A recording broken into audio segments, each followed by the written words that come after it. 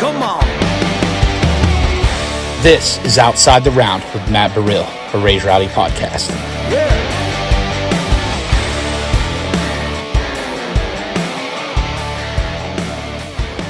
Eddie Eberle, my What's boy, Eddie and the Getaway. What's good?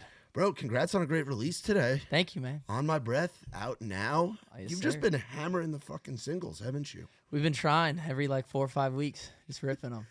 It's so cool that now is a day and age where you can do that. Used to have to be where people would have to wait to put out a full album and then tease the one single off the album, and then you'd be sitting there waiting for more music to come out. But now you can just give the people what they want, which is more. And your style of music is all over the place too, which is what I love. Thank you, brother. Seeing you out there opening for country acts, but opening for some of our favorite Texas rock acts. Bro. Hell yeah, man. Fucking Geo and the boys, Yeah, fucking Pecos. How has life been the last year? Dude, it's been crazy, man. I was working at, this time last year, I was working at a Mexican restaurant. Oh, no serving. shit. Yeah, dude. I'd never written with a signed writer, never I'd always been listening with the Pecos and the Rooftops and Giovanni and the Hired Guns and all those guys, but it's crazy what 1 year of just grinding the socials, trying to put out as much music and just writing, and it's Nashville for you, dude. It's fucking wild. How long have you been here in town? I moved here the week COVID hit. So I'm 23 now, so I moved when I was 19, had my fake ID stolen at Red Door. They took it away, and I was like, well, this sucks, dude. I didn't know a person, dude. And there was a time, right when I moved here, and then I didn't see another human being because everything was shut down. I couldn't go out because I didn't have an ID for 6 weeks. So I ended up just going to Chick-fil-A 6 weeks later because I hadn't seen another human being, flirting with the girl who's bringing the food out. And I was like, yeah. And she's like, all right, are you good to go now? She was so just not having it at all. So it was brutal. And you're from out west? Yeah, right? Arizona. Arizona. Yes, sir. And it's cool. Nashville is such a party culture. People sleep on Arizona. You guys have one of the best college environments that exists. Yep. That's out in Tempe and out in Tucson. Yeah. Fucking Scottsdale is Crazy. I'm good buddies with Skis, and he talks about bro, Nashville's cool, but Scottsdale's another level. It and is. when I first moved to town, I was one of those guys that would have taken your ID back during COVID when you first moved. I was a door guy at Whiskey Row. Oh, my no first year way. in town. Yeah, when I first moved down from New York. And that company, that Riot Hospitality Group that runs Whiskey Row, they're based out of Arizona. They do that is true. they do Riot House. They run the Whiskey Rows. They're out in Gilbert and in different sections of Arizona. Yeah. Did you feel culture shock coming from out there to here? Yeah, dude. I think the people, people in Arizona are super nice too, but it was coming out to Nashville, where it has the more southern type thing, which I lived in between Scottsdale and this area called Cave Creek. So it was 15 minutes from where I was. You could go to a bar called Buffalo Chip and you can go bull riding for $50. Oh, wow. Literal bulls. And then 15 minutes in the other direction was fake boobs and face chops. So I got both ends of the spectrum. So I feel I'd when I went to high school, it was buddies who were driving lifted pickup trucks with flags on the back, and then other buddies were wearing collared shirts and popping the collar. It was weird. That's such an interesting mixing of two things. Yeah, dude. The ultimate prep frat culture, Yes. and then just fucking rednecks. Yeah, dude. That's not something I would expect to hear. No, it was out weird. in Arizona. Did you ever hop on the bowl for $50? Dude, I never quite got there. But I've almost done it, and then I always have one of my buddies, Thompson, who's one of my best friends back home. He's always dude, you can't do that. No matter how drunk we are, it's dude, you're gonna die. You're gonna be the dude who dies. And I was like, yeah, you're probably right. I'm sure you see you see people get fucked up on those things. Oh, yeah. I feel you have to get fucked up to go on there. Oh, Then yeah. you're physically fucked up Yes. from the bowl. Do they put a helmet on you or something? Or is I think so. Yeah, you get a vest and a helmet and stuff. It's open ride or something. I don't know if they still do it, but I knew they did it when I used to go. That's some ballsy shit. It's crazy. Just to hop on a real fucking bowl. Yeah. They do bull runs too, where you go and get chased or whatever. Like I've heard, like I don't know if it's true or not, but that's what I've heard. It's like open mic, but for fucking cowboy rodeo shit. It's like the wildest open mic you'll ever see. Open ride, Yes. bro. It just sounds fucked. Yes. I don't know if I could do that, dude. I don't know either. But hey, we're gonna go out there one time. We're gonna do it. We are gonna do it. And we're not gonna bring my buddy Thompson, so nobody can tell us. Nobody can talk us no out. good influences out there. The voice of reason is not coming. Not at with all. us. So tour life, what's that been like? Because I don't even really know like your musical background. I know you've like a lot of guys like our boy David J that we just had on here recently, who spoke very highly of you. Hell yeah. He's talked He's all lying. the bunk bed era and like you boys just two bros just figuring out the Nashville thing together. But like, when did music kind of get a start for you? Because like your style is very unique in that when I hear a song, I'm like, that's an Eddie song. Hell you yeah, know, man. like you have your own sound and you found the co-writers to help with that. But like for you, when did music kind of become a thing? Because a lot of folks know you from the internet, man. You're part of this generation of using social media as a tool and being able to do it your own fucking way because of this thing right Yeah, here. dude. So true. When did the idea of Eddie Eberle, the fucking long-haired rock star up there going around doing the damn thing, come to be? Dude, so I mean, it kind of started. I guess I was probably like I started playing drums when I was 5. Oh, and then I started, you're a drummer. I could Yeah. see. I could see that. I could just see you on a fucking kit, just fucking rocking like Animal from the fucking Yes, Muppets bro. or Dude, that's some why I shit. started playing was that show. Like, Really? Yeah, dude, the Muppets. Yeah. So I started playing drums and then started playing guitar when I was like 8 or 9 after watching like a U2 thing that was on like Palladia or whatever that show was, or whatever this channel. And so I started playing guitar and then started my first band when I was in 8th grade and had buddies of mine that were over at the School Rock, which was like this after school program thing. We had one of those up in the Northeast. Oh, you did? I never went, but I remember hearing about it. Yeah. Like it was very big, and like you guys would put on like a showcase at the end of it, right? Yeah, it was like, so you'd have like a 4 months of like, it'd be 2 different things. It'd be like Led Zeppelin and The Doors. So you'd have like 2 different competing things. Yeah. And you'd go and you'd either sing or play guitar or whatever it was. So we did that, started a band, and then started just really like hitting like the Arizona Southwest thing pretty hard. Bands like the Black Moods, the Roger Clyde and the Peacemakers, the Gin Blossoms, like they were all like big influences, just that like Tempe scene in the 90s and like 2000s and stuff. And they really helped me out a ton with like getting me on the road, and like Josh Kennedy and Chico and Jordan and all those guys from the Black Moods. They were really like such a pivotal thing and like introduced me to my first producer, Johnny K, and like all this stuff. So we started touring, and then we heard about this thing down in Mexico called Circus Mexicus, which was in Rocky Point. That just sounds epic. It was sick, dude. That just sounds cool. Circus Mexicus. Yeah, dude. So we would like the first time we did it, we were 15, and we like you weren't really allowed to go over the border. So we were like, dude, we got to find somebody who's old enough. So we had this one dude named Mark who was he was like this legend, and he was like, where he's like, dude, we're going down to Mexico. We're gonna play some shows. Like, you guys are gonna play some shows. I was like, all right, sick. We're gonna go. So we're cruising down in a van, get down past the border, and we like our set was at this place called Boo Bar that was right on the beach, and the dude Jose, who was the owner, greeted us with like fucking like a bottle of tequila, and I was like, this is sick, dude. Let's fucking go. So we go, and like I'd never really been that drunk before. I'd had like I mean, no, I was not underage drinking. Damn it, why am I saying this shit? But anyways, I was down there, and he'd given us like shots. So I was like, this is incredible. So I ended up getting like hammered, like to the point like almost falling off the damn stage. We had a 3.5 hour set, but we got through that shit. And that was my first thing of like, dude, this shit's sick. You know, like I want to like do this for real. You know? So we toured a lot, ended up having some like record deal stuff from Universal, had some stuff that just didn't quite work out, which I'm grateful for now, being fully independent, like owning everything and like being able to do the stuff that you're talking about. There's a lot of power in that to where it's like you and your team, which we're looking over at your team right there. Yeah. Young Greg right there. the business guy, you got to have your guy with you. But like being able to drop music like you do, having that control is so important. Nice. So when did the idea of, because your stuff is like in the country realm, but very in the rock realm. It could get remixed and played in fucking clubs. It could be all over the place. Like it's universal, which I think is really freaking cool. Why Nashville? Dude, I just felt like the thing that always intrigued me was the songwriting, like how focused it is about like the storytelling. And I think the biggest thing for me is like, music has always been something that has gotten me through the hardest shit in my life. Like, I don't know if I'd be here if it wasn't for some songs that I'd related to so hard. What's a big song for you growing up? So I got this one, Where the Streets Have No Name.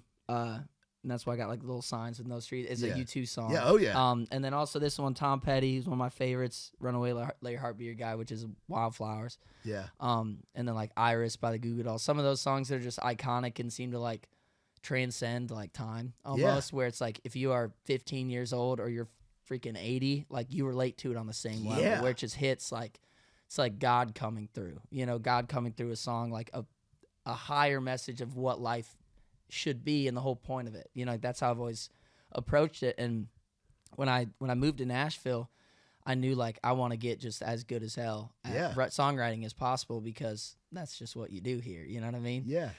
So I met guys like, you know, Bo Bailey and Cole Miracle and like some of these dudes who, you know, Graham Barham, like buddies of mine that we all kind of came up at the same time. Yeah. I always say that Nashville, like in terms of moving here, you kind of have your class. It's like you're in school, and it pairs guys and girls that get here around the same time. And of course, you'll become homies with OGs. You'll become homies with new kids after you've been here for a while. Like how you and I are friends. We got here in a little bit of a different era. I was a little before COVID. You were like smack dab in right at the start of it. You know, so it's like your class of the guys, particularly like the bros that have moved here in that segment of time or have been coming up together, is one of my favorite classes to watch, honestly. And it's like all you guys are just a vibe. You guys are all kind of your own characters within this squad, which is what I love. Like fucking like Graham and like as Graham calls Bo, Spanky, and like fucking you and fucking David J. And like there's just like this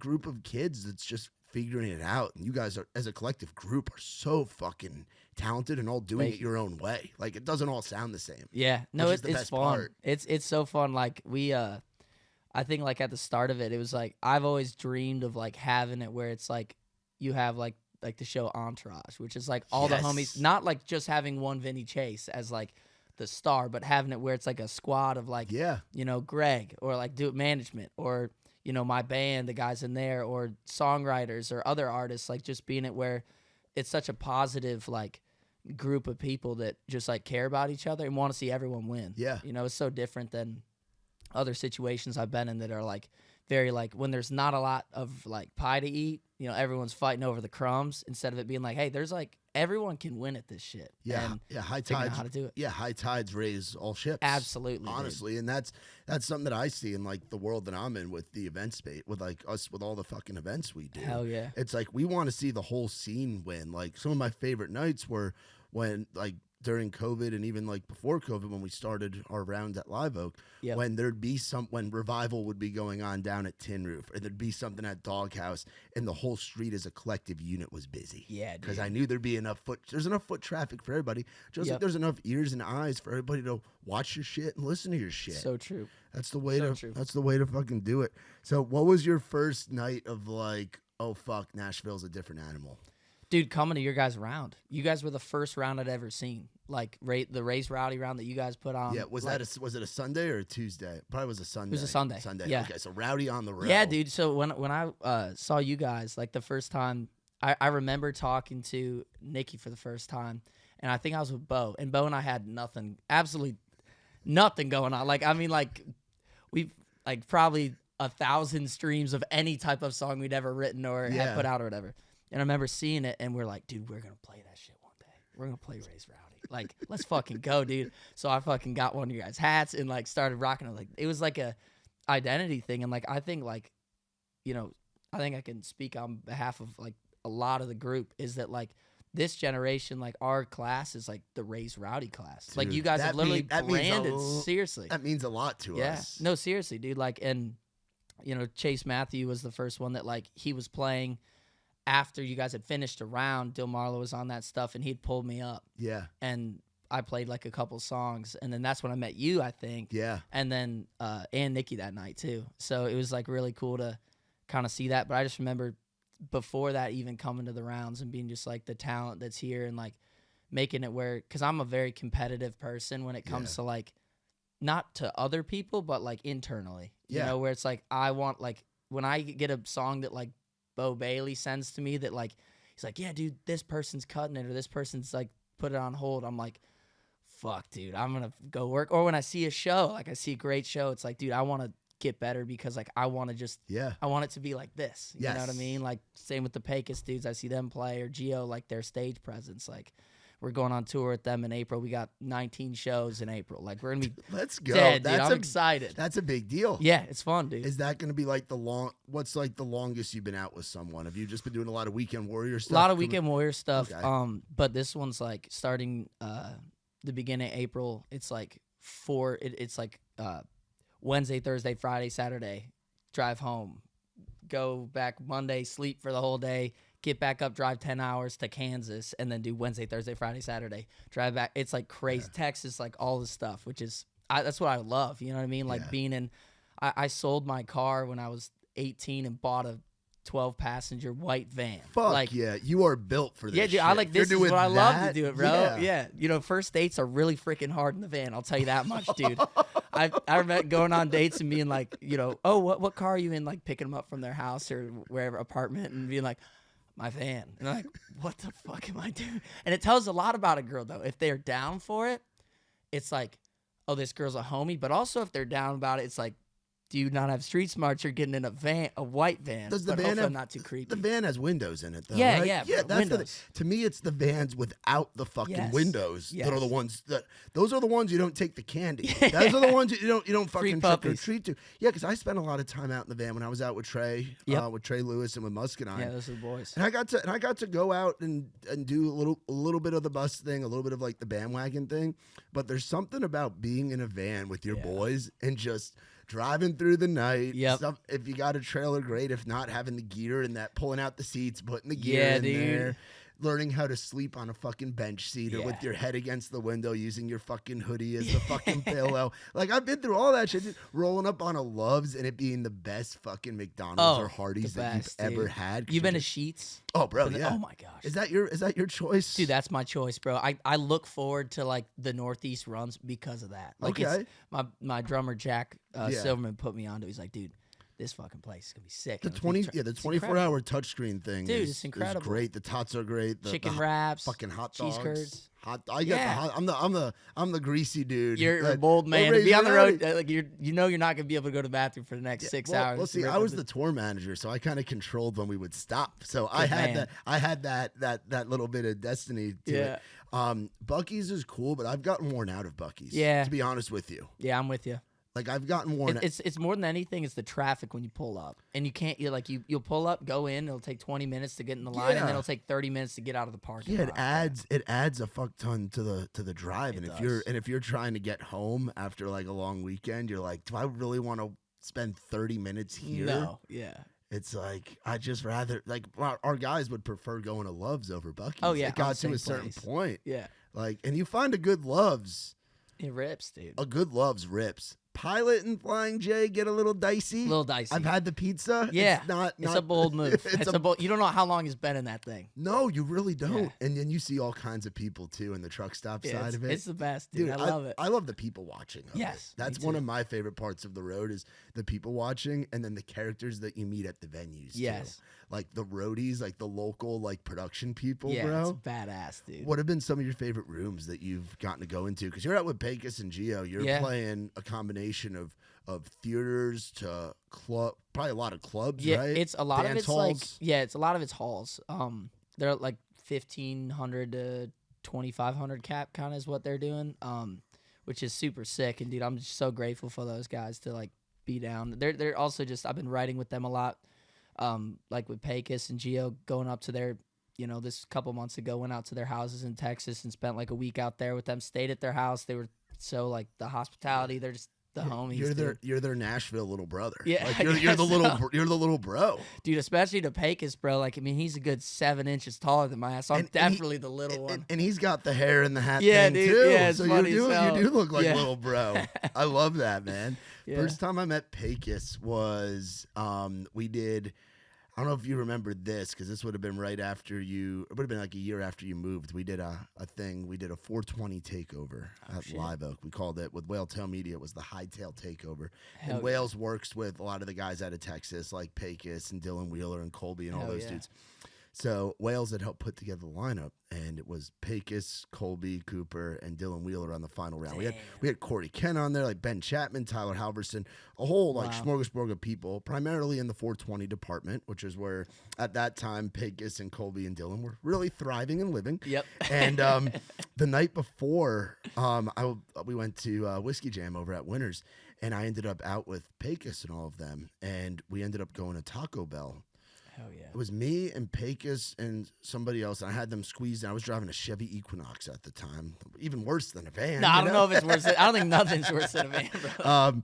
But we pulled up, and we ended up ordering like $70 in Taco Bell. Oh, yeah. Those boys just went after it, and then went to their Airbnb and hung out with them. And they're just, it's a different level of like the energy that you get from those guys. Gio, I've gotten to meet some of the dudes in the band. Yeah. Haven't gotten to hang out with Gio personally, like a ton.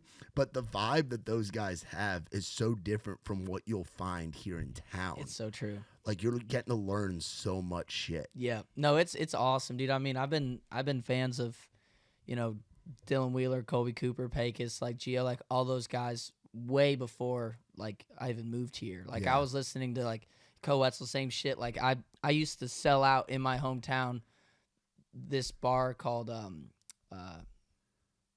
it freaking called? Oh man, this bad. Rock Bar. Jeez. It's called Rock Bar. And Alex, the owner, is the homie. And he had told me after we played, it's like 130 cap place, 150. It's pretty small. But we used to sell it out, and he was like, dude, there's this dude called Coetzel. You gotta, like, that's a cool name. I want to check him out. He's like, you gotta check out his music. He's coming here next week. You should go to the show. And that week, they dropped Noise Complaint, the album. So changed everything. Dude, everything. We pull up, and the place was slam packed, and people lined up outside that didn't get to watch. They opened up the doors, so like the back door, so people could hear it, like outside the venue. Wow. It was crazy. Yeah. So I started getting into them, and then like This Damn Song came out a year later, and that was like the first song like for like my high school breakup was like I just jammed that shit, and then I ended up the first time I wrote with Pecos a couple months ago. I didn't want to go in there and be like, dude, I fucking love your music. I'm a fan. Yeah, you know what I mean? You can't be fangirl. You gotta play it cool. Played it cool, dude. So we wrote a song. He really liked it and was like, dude, if you ever want to come out on the road with us, dude, like, let's fucking do it. I was like, yeah, I'd love to. And so I told him about it. He's like, man, that's cool as shit, dude. And their story and just, I mean, do you know the story about how they became the band name? I know it was they were like on a rooftop. Yeah, right? They used to just hang out as the dudes who were like became in the band. They used to just hang out in Lubbock and like go and like smoke and drink on the roof. And they're like, what do we call ourselves? And they're like, how about Pecos in the Rooftops? And they like laughed, and then it like they had to put out the song the next week, so they just did it, dude. I just like love that shit. You know what I mean? Like no real like planning or overthinking it, just in the moment, like him and his boys being in a band. Yeah, dude. It's so cool. And Lubbock is a wild time too. I've never been up there, but I have a lot of people that hit me up on Instagram and TikTok about playing the Blue Light up there. Yes. We're gonna do that soon. That'll be an epic show for you, dude. I like the Texas scene a lot. Me too, man. And I like one of my favorite venues. I've talked about it on here a bunch. Is the Tumbleweed in Stillwater, Oklahoma. Heard about that place. I've never been. That's one where you'll have a really good time out there. The Silver Saloon in Terrell, Texas, is a wild one. Like there's all these like dance halls, and it was weird going out there at first because I'm originally from New York, so it's very different. Northeast, like you've been on a bunch of Northeast states. Different vibe up there, you know? And then in the Southeast, different kind of vibe. Like the colleges in the Southeast are different from like college towns everywhere, a little bit different, have their character. Totally. In Texas, it's like you don't see it as much at a Geo show or at a Pecos show or at a Co show because that's a rock show. Yep. But you go in there as like a Nashville country act. People are like, you'll have the stage and then you'll have like the dance floor and then like the area outside the dance floor, and they won't let drinks on the dance floor because the dance floor is for dancing. Yep. So you have like all these people on the side and then nobody right in front of the stage, and they'll just pop out and fucking two-step and twirl around. That's like it is crazy. Yeah, it's like you're used to being at a show and people being up on the fucking bike rack. Yeah. And like I haven't had that experience yet in Texas. I don't know if we've played those places. I don't think you will because you're with. I think when you're with like, there's a reason like it's just slam. Pecos and those guys don't play those style of rooms because it's like the crowd is a rock crowd. Yeah. Dude, they go crazy. And the coolest part, too, like, I remember the first time we ever played out with Gio, like, last year, we, like, pull up, and I was like, this is the craziest, like, crowd I've ever seen. It's like they got everyone from, like, these like very like formal, like traditional, like cowboy Texas dudes with like their wife in like you know, pressed shirts and all this stuff, button downs, who are like 55, 60 years old.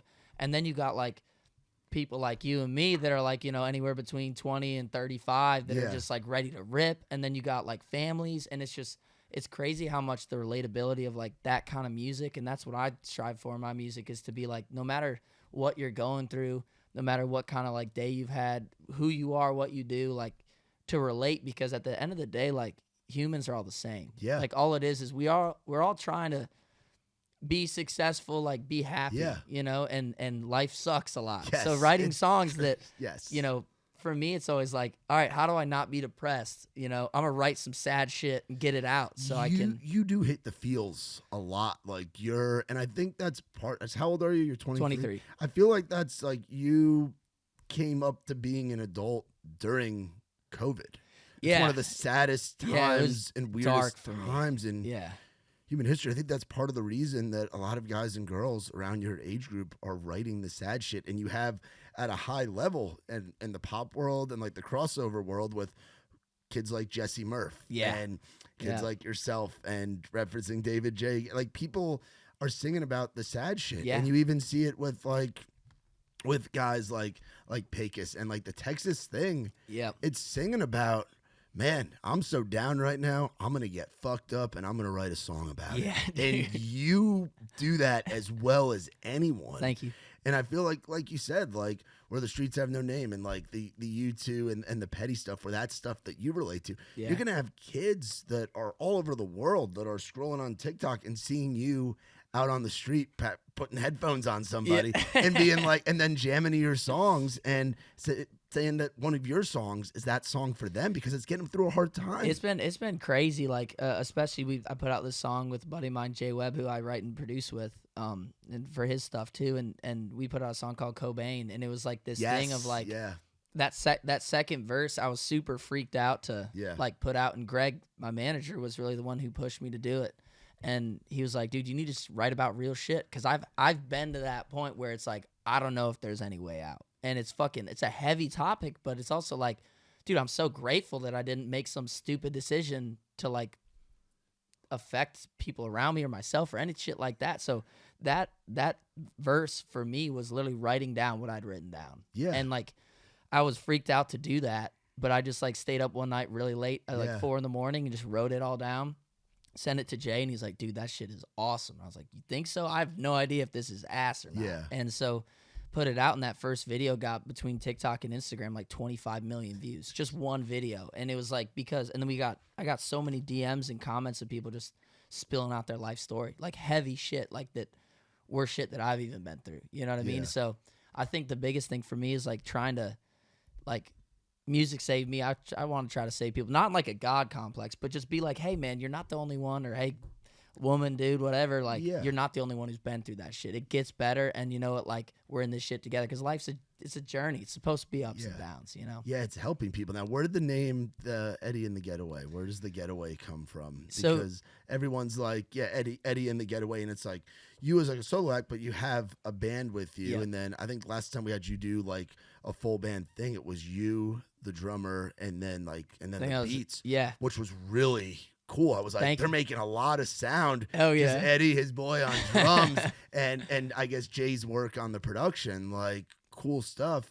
Where does the Getaway come from? Yeah, so I actually produced for Jay. So you produced for Jay? For Jay, yeah. So I produce all my own stuff. No shit. Yeah. I thought you were saying that Jay produced your stuff. So you produce your own stuff. I do too. Yeah. Yep.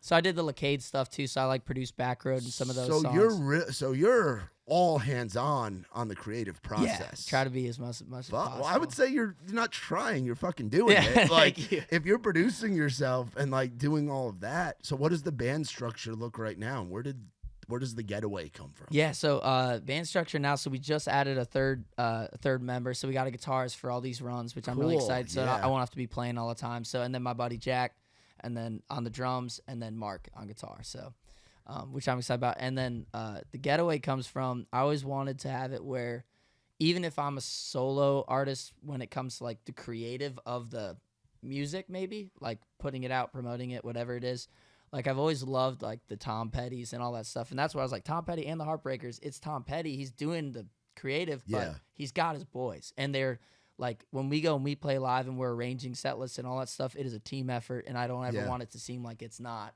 Yeah, you know. So the Getaway comes from like wanting it to feel like a band, because at the end of the day, it is, especially when you see us live.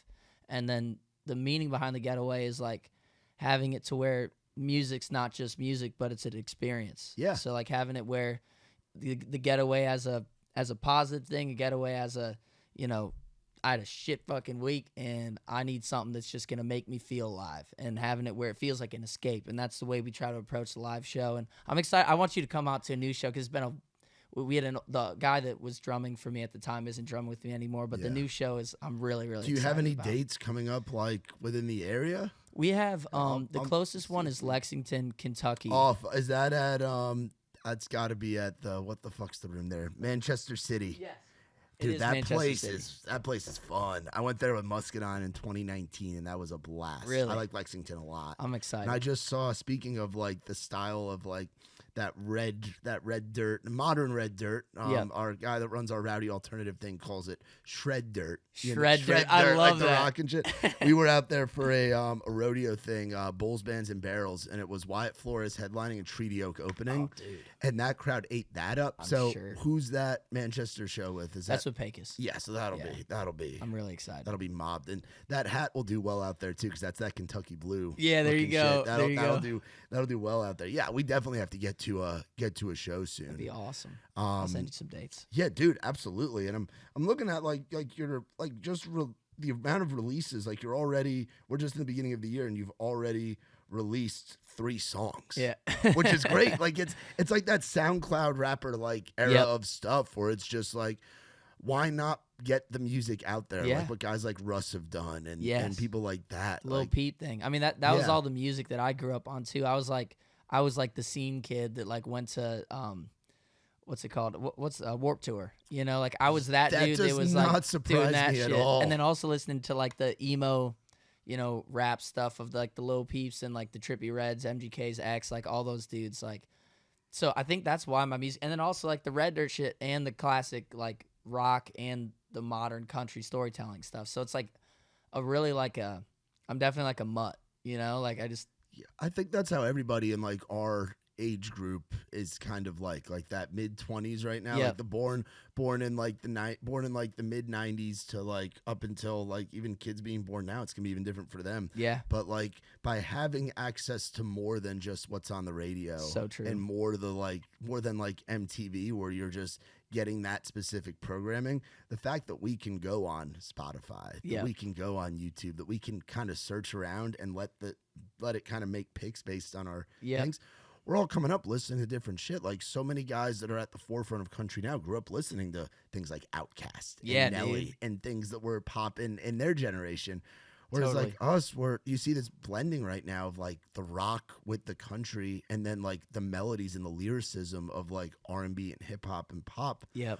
All crash coursing into country music, because we're the cool thing right now. Yeah. Country music's the thing. There's a reason that Post and Beyonce, and you have all these like famous rock and roll guys moving to like Franklin and shit. Like there's a reason that it's all kind of coming together. And I feel like our generation just grew up listening to a little bit of everything, because we had access to everything. Well, yeah, it's so true. I mean, I think that I know if it wasn't for platforms like TikTok and Instagram, YouTube Shorts, all that stuff, like the odds of my style of music being like a label being like, all right, this dude's talking about drugs and alcohol and depression, we're not signing him. You know what I mean? Because that's really what it would be, until it's like, oh wait, this dude actually had like, there's a giant fan base that's more than even what I've tapped into right now that relates to this shit, because it's real. And like people are afraid to write real a lot. And I think that's why, you know, radio's amazing, and it has like what it does, but there's this whole other thing that it can't be played because you can't have your 6-year-old in the back seat hearing this type of stuff. You know, it's too much. Yeah, but there is like a normalizing in country music right now of talking about that darker side. It's not just dudes hanging out in the bed of a truck drinking beer, talking to some girls and some Daisy Dukes. Like it's heavier shit now. It's almost like the grunge world is coming into country. You know? It feels like it's like the hair metal of the 80s was country radio for the last 15 years. Yeah. And then now we're entering the grunge thing. Yes, you know? I've talked about that Really? before on here. I've talked about that with my buddy Grady Smith quite a bit. Oh, yeah, like, dude. Where it's like you have that era, like exactly. It's like we're entering our grunge era where you're seeing guys that are doing it in multiple ways. Like you see like guys like yourself doing it where it's like a little bit of a blend of everything. You have guys like Ko where he'll go very rock on one album, and I think this next album is going to be more towards middle of the road country. Yep. You've got guys like Zach Bryan where it's like very stripped down, but Yeah. still talking about deep shit. Yeah. You're talking about deep shit. There's girls coming up talking about deep Yeah. shit. Like it's that era where everybody's looking for that realism again, like painting the dark side of what it's like to grow up in a small town, what it's like to just grow up in general. Yeah. Like guys like Jelly Roll. Yeah, dude. It's like a trailer park preacher. Like Yep. honest to God, like talking about redemption and things like that and going through it, like painting it's like a sad country song, but a sad country song with a middle finger. Yes. And dude. that's where I think you kind of fit Totally. in. And that's Yeah. why I love your shit, bro. Thank you. It's fucking, it gets you through the tough moment, but also like if you're fucking working out and you're fucking it's fast, it can be slow, it can fit in so many different things. Yep. Now the TikTok grind, bro. How many videos do you have to shoot a week? Or do you kind of just do them in like blocks? Because and that's how I recognize Greg, because I see him in the videos. Yeah. Like, you do a good job of like incorporating the crew and like that grind that you guys have to put on with the short form videos and stuff. Yeah. What is that like? How do you balance that with writing and touring? And Yeah, all that I mean, shit? we always block out like one day at least. Like usually it's like Sundays because like with touring and stuff on the road, the nice thing is I'll be able to get a lot of content and everything. But I'd say like, I mean, I'm at least posting once a day, like at minimum. If not like yesterday I posted 6 times. So it's like, well, that was release day. Release day, yeah. So you got to do it. Yeah. But yeah, I mean, it's definitely like I kind of try to treat it as like I have different facets of what I do, which is the content side, the artist side, writing for other people, writing for myself, producing for myself, and producing for other people. So I'll always just block out the time of like one day a week is like I need to focus on, the content. We'll spend like 7 hours videoing, and then, a couple hours just getting song ideas for the week of writing, and then writing however it goes, producing the stuff, and then obviously getting ready for tour, rehearsing, and getting the rig and everything dialed in, the fine tuning of everything, because it's definitely like trying to balance it all. It's definitely tough, but I mean, as long as you work 7 days a week, 15 hours a day, you'll do it. You know what I mean? Which is what we're taking a trip, Greg and I, like to in like 3 months from now. We're like, all right, we have to do it because we have not. Like, I didn't even I spent Christmas. It was my last day of not doing music or work or producing or anything. So I haven't had like even weekends, but I love it. It's like, it doesn't feel like a job because I love it. And like, I love connecting with people. And every time it's like a lottery ticket every time you post, like not on the money side, but just being like, hey, I might connect to more people or like whatever it is, or get a song out that relates or whatever. So it's definitely a grind, but I just love it. I don't know how to not work. I get anxious if I watch a TV show for longer than an hour at 2 a.m, like I'm like, dude, I gotta do something. I freak out. I don't know. I definitely have issues, so I don't know. Are you an ADHD kid, you think? Are you on I don't know. Are you on that spectrum? See, I was diagnosed. I'm definitely on the spectrum somewhere, but I don't know. I'm not ADHD clinically diagnosed. I feel like all of us are just kind of like, it's like crackhead energy. And we're just used to going all the time because these things don't shut off. We don't let these things die. No. And they've put service towers everywhere where we can't get away from it. You got to go out to like Moab or like the fucking desert to try to get away from stuff. Straight up, dude. Otherwise, you're just going like. Being in this life, the we're all in is it isn't a 9 to 5. No, it doesn't shut off. Yeah, because there could be a connection that's made off of a post or a homie having this idea and being like, we got to write this song right now, or you're at this show or this or that. Like there isn't an off switch. No. It's got to be, and I think the biggest thing is like, I got to thank my dad for that, which is like, if you're gonna do it, like fail fast. Like, go for it, but if you're gonna fail, like do it quickly as possible because you don't want to waste time. And that's the biggest thing is like, I feel like I see such talent a lot. Like, I know there's thousands of people in Nashville that are way more talented at songwriting and singing and performing and all the stuff than I am. But I think it's the difference of like, you can't treat it like it's just a normal job. Like, it has to be like over the top, spending 120 hours a week working on stuff, or it just isn't going to work because someone else is going to take your spot. It's like competitive, but it's also like, I don't know. I just love it. Yeah, so what sports did you play growing up? Because I know I know you were doing something. You talk like an athlete. Oh yeah. Like you have, and I think that translates very well to this grind and this music life that we're all in. What sports were you? I played. So I was really big in lacrosse, football, and basketball. The hair, bro. Yeah, it you makes gotta sense. have the lax flow. Yeah, the lax flow, the lettuce out the back. A lot of people here in Nashville don't know about the lax. No, they don't it's know big about in where you're from and where I'm bro, from. in New York, it's fucking huge. Huge. New York and Arizona, the cultures in the big cities are kind of similar. Very. I feel like that might have to do with the witness protection program from back in the day. Yeah. There were a lot of Italian folks, a lot of dark hair, plastic surgery moving out there back in the day. Yep. In like the 70s, and now it's like their grandkids are out there with the gel in the hair. Yes, and dude. that kind of club life. Like it has that some of the East Coast things to it, and lacrosse is one of them, bro. Yeah. Fastest sport on two legs, fastest sport on land. You got to get hit. Yeah. When you're just starting out, you're going to get smacked with that fucking ball. Yeah. There's nothing worse than a dude fucking cradling and fucking ripping a lax ball at you, bro. That shit sucks. I didn't play lacrosse, but I had a lot of buddies that did. And it was just, that's a very competitive culture. That makes a lot of sense that you came up as a lax bro. Did you play that in high school too? Like I did. So I had like a bunch of like weird things happen that like led to music. Cause I was always big in music. I was always doing it, but I also was big in sports. And so like, when I was in 7th grade, I was playing, or 8th grade, I was playing for a team, like one of the like super competitive team leagues or whatever. Travel team stuff. And we had a coach who was a great coach, but like almost over the top, like alpha. I played up, so I was in 7th grade. I played a 9th and a 10th grade team. So I was one of the smaller kids, obviously, because I was 2.5 years younger than them, and I'm not that big of a dude. No. I'm like 5'10". You know what I mean? Yeah.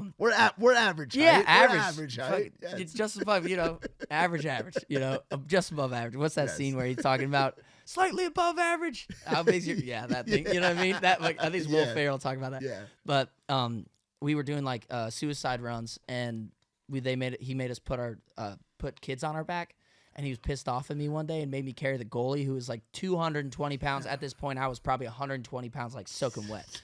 And it fucked up my back. So I was like out for the whole season, like slipped a disc and all this shit. Like he would have gotten canceled if it was that culture today. But I liked it. It was like, hell yeah, dude. Like, let's work, So I ended up being out for the season. That's when I started my band, was because I couldn't play sports for like a year and a half. So I started my band. Did that. We started touring a lot in Arizona and California, Las Vegas, Mexico kind of thing. And then when I was a sophomore, right before I got my license, we were in this like competition. It's Alice Cooper's Proofs in the Pudding thing. It was like 80 or 90 bands all across like Arizona that were competing for it to open for Alice and all this stuff. And we opened for Alice. So we did that, and then I was trying out for my basketball thing. We had like 3 months of preseason, and we just finished preseason the day after this thing happened was the tryouts. And I ended up arm wrestling my buddy Alex, who I got arrested as a kid with him for like shooting guns in our neighborhood. We lived in the desert, so it's really shooting cactus and stuff, just doing like super stupid shit. Blowing up things, it was dumb. I love it. But anyway, he was the dude. I ended up cracking my head open. He knocked out all his teeth, like all different things. And we were arm wrestling at this party. I just walked in. It was like somebody's Sweet 16. Yeah. And he was a lot shorter than I am, smaller, but he's a really strong dude. Yeah. And so he's like, there was girls, and there was some girls I liked. So I was like, trying to be all manly. He's like, dude, let's have an arm wrestling competition. I was like, yeah, dude. He's like, let's go left-handed. I was like, I'm uncoordinated as shit, but let's try this out. So we start going on the table, and my arm freaking snapped. Oh, no. I broke my arm, like we thought we broke the table. And I was like, oh, shit. So I couldn't do that, so I couldn't play basketball. And then I was like, how are we going to finish this Proofs in the Pudding competition? So my dad and I figured out how to, like, put my guitar on a stand, and then I could walk up to it and then use my hips to play and still perform. We ended up winning the thing. No shit. So it was really funny. Wow. So really random things that I feel like God was like, hey, man, this is cool, but, like, you're never going to do this. Like, you know what I mean? So, like, you need to do this. Like, kept putting me back in these situations where it's like, do the music thing. Do it, And then, COVID happening where I I was at ASU for a year and then moved right when it hit because my scholarship got stayed for, I was like, academic stuff. Because if you can read and write in Arizona, for the most part, you can like figure out a way to get a scholarship. Like it's not super hard, but in the in-state schools. Yes, yeah. So I ended up like finishing out my degree here in town, and then Where at Belmont? At Arizona State. So it just moved Oh, online. remote. Yeah, remote. Smart. So I said I was scared of COVID because I didn't want to lose my scholarship and have to go actually online because then it was Yeah. gonna be a lot of money. Yeah. So I ended up just like finishing it out. No shit. So Yeah. you have a degree? Yeah. What's your business degree in? entrepreneurship, focus in finance. Yeah. There you go. Yeah. I mean, because entrepreneurship, that factors in a lot Yeah. to being an artist. Yeah, you got to figure out because like I was saying, I was working at a Mexican restaurant literally last year. This time going out and like selling merch at random shows. Like had to figure out how to make the money. What Mexican restaurant was it? It was I used to work at this place called Whiskey Kitchen, and then it closed down, and then I went to San Anejo for like 2 months, and then I said, you were at I'm bougie leaving. Oh, yeah. Mexican. Oh, You yeah, weren't at dude. no Cinco de Mayo, No, Las brother. Palmas. Yeah. Which, shout out to Cinco and Las Palmas. Yes. They come in handy. yes, they're great. But yeah, you were at bougie. Yeah, dude, I didn't fit in really well. I'm I'm sure you had fun. I had a blast. I I'm just sure you meet all kinds of good Oh, yeah. clientele in there. Yeah, it was awesome. That's a bachelorette spot. Yeah, it was You're awesome. having a good. You're having. Yeah, it was fun. Did you like mention your music to people? Like, did you get into like conversations? Because you're a Sometimes, conversationalist. yeah, I sometimes did. I always felt weird because like I didn't want to like be like, oh, I'm, or whatever. I'm Eddie. I do music. I didn't want to like. I didn't know how to do it. It like randomly came up sometimes, or like people had seen me on TikTok and been like, oh, you're that.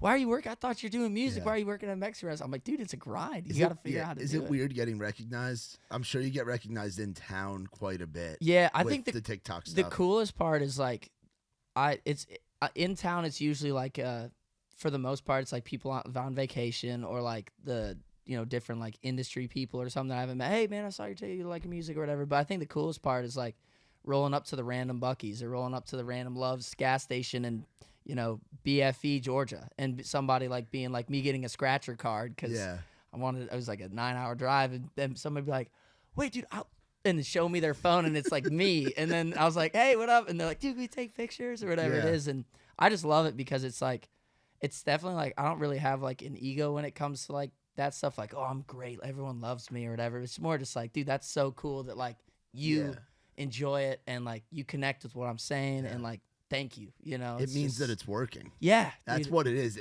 That's like if you're running a business and you look at your numbers for the end of the quarter and they're higher than the quarter before. Yeah, it's a great feeling. It's the same thing. It shows that it's working and your shit is reaching people. What's it like in the comments as far as like, because I'm sure not everything is all positive. Like you have positive stuff and you have like negatives. Yeah. How do you navigate haters? Because you're overall a very positive person. I know everybody's got like their demons internally. You get that out through your music and through your songwriting, which is a great way to do it. Totally. But what is it like dealing with haters? Because I haven't had to deal with it too much yet. Yeah, we're starting to get there a little bit in some of our good. comments with the podcast, and obviously I'm sure there's people that don't like me saying what the fuck is up Live Oak all the time. Yeah, dude, I love it. Me. That's my favorite part. Dude. Yeah, it's like you're authentic. You are you. Yeah, that's the best part. Yeah. So how do you balance all that, and like how do you deal with haters? Yeah, dude. I think I always try to make like a funny joke back at them, because like a comment's a comment. You know what I mean? It helps the video get out there. Yeah, it helps the algorithm. Yeah, dude. They don't realize it at all. If they wanted to actually hate, don't do anything to the video. Just skip it. That's the best way to hate on somebody. But dude, like we had some funny ones where it was like this something about like it was like getting this dude's loves his perm and all this stuff, which I don't have a perm. I swear on my life, that's not a perm. You're just a curly-haired son of a bitch. bitch. You can look at my grandma's, bro. The day I hit puberty, I had jet straight hair, and then it went curls as fuck. I don't know what happened, but my grandmas have curly hair, so I guess somewhere. So do mine. Yeah, I've got the curly Hell hair yeah, thing dude. too. Let's go. It's not long. It's not long. I keep it. Everybody's like, dude, you should just grow your hair long and see what happens. I'm like, I don't think it would grow down. I think it'd grow out. Dude, that's how mine used to be. I'd be like, it's gotta be weighted. Yeah, I'd be like looking like Jonah Hill in Superbad. I'd be looking like that era of Jonah Hill, like not the best kind. That's so funny. Not the best kind. Not Moneyball Jonah Hill. Yeah, not Moneyball. Yep. But like curly hair Jonah Hill. Shit. Do you do the video responses to the comments where like you'll put the comment in and then direct a piece of content around it? Yes, I've been doing that a lot for On My Breath, and it worked. new song, it worked really, really well because what I realized is like I hadn't done it really before, but then I did it like every single video for the last 20 days. I just respond to one and then have something about it. And it definitely like helps get the content out to like those people again and then anyone who's associated to them, I've noticed. But especially like when you respond to the hater ones, like is like you should go to jail for how bad this is, like shit like that, which I'm like, hell yeah, that's very engaging. So I'm like, yeah, dude, I'm responding to that. I've actually been to jail. Yeah. Almost. I did get handcuffed, but they didn't send me to jail, so I was good. You got out of it. Yeah, I was in 5th grade, so what are they going to do? You know, these idiots are just dumb and like shooting cactuses and stuff. You know? The dumbest thing I did as a 5th grader, I'm trying to think. Oh, my buddy back home, his little brother it was like it's like baptism or communion or something, like dude. His little kid brother. And my one friend thought it'd be a great idea to go up and get a match from his dad's thing and get it. It was the old Axe days. The Axe, like the fragrance. Gosh. Yeah, I used to do that too, dude. Yeah, dude. And my buddy Colin lit the thing, and then my buddy Matt lit the sprayed the Axe, and it just went all the way up his arm. I was like, oh fuck! Like it was. Like, oh my god. That was the shit. I didn't grow up in like a rural enough area to where my family saw like.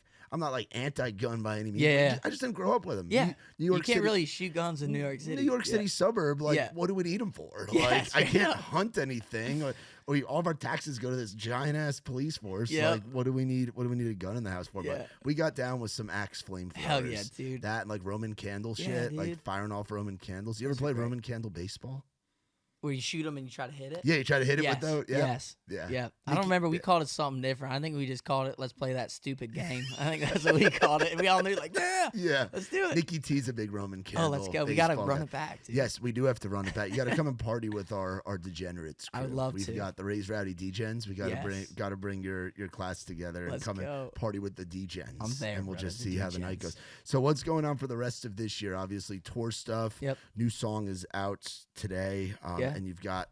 Is it every 4? What can you tell us about the release schedule and just some of the stuff going on we got to look forward to? Yeah, so it's every 5 weeks I'm dropping a new song. Starting the summer, it'll be every 4 weeks. And then just touring a lot. We're getting a bunch of like festivals and fairs. So we're doing that stuff for the summer. Dude.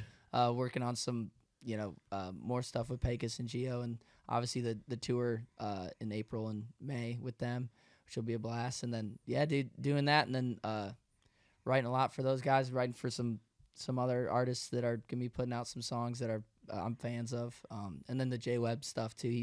He's ripping. I mean, he's been growing like crazy as an artist, and just working with him consistently too. So it's been fun, dude. Have you been to festivals as like? Well, you said you used to go to Warped Tour. Yeah. So you're a festival guy by trade.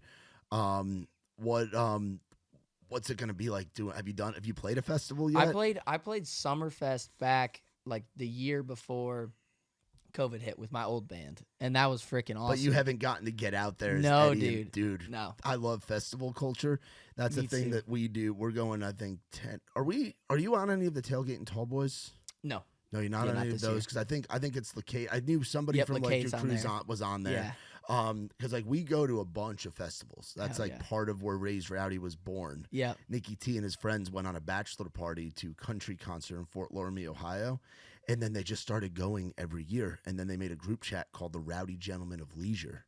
That's a hard name. Rowdy Gentlemen of Leisure, and they were just partying, and then they started making koozies, and then started giving them to artists at the shows because they would do like the radio meet and greets and stuff, and then that's how like we were born as like a group of guys that went to festivals.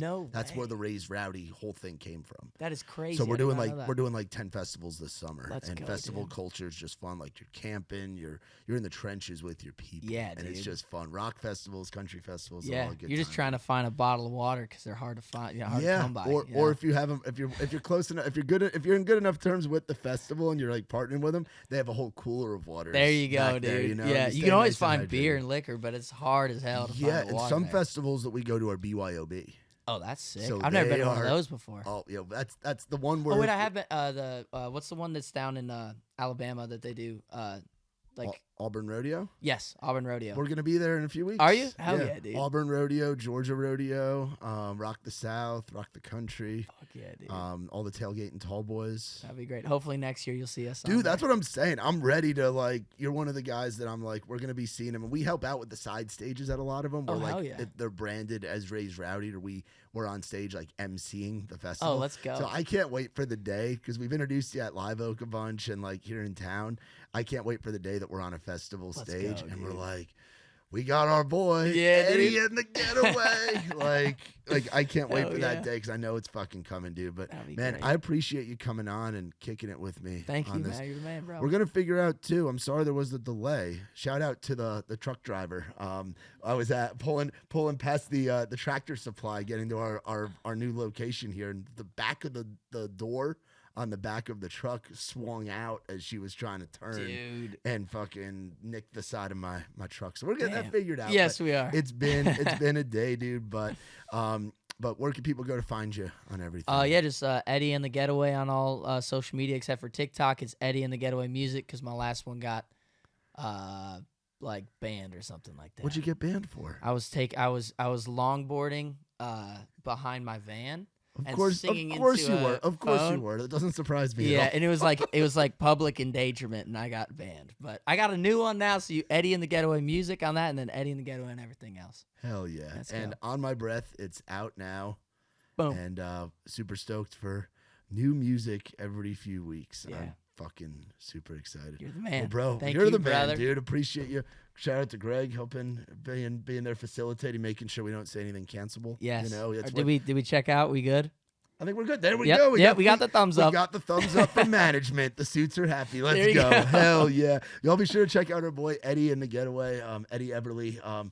New music, On My Breath, is out now. There's going to be some new music coming. And if you're a fan of guys like Pecos and the Rooftops and Giovanni and the Hired Guns, and you're planning to get out to one of those shows, you're going to be seeing this guy and his band out there. And be on the lookout. Give him a follow on everything if you're not following him already. And we love what he does. So y'all should too. Thank you guys as always for watching Outside the Round, listening to Outside the Round. Y'all can find out more about us by going to raisedrowdy.com. You can find Outside the Round and Raised Rowdy on all the social platforms. Make sure you subscribe, rate, follow, tell your mama and them, and we will see you next time. For my boy Eddie, I'm Matt Burrill. This has been Outside the Round. Boom. Thank y'all. Cool.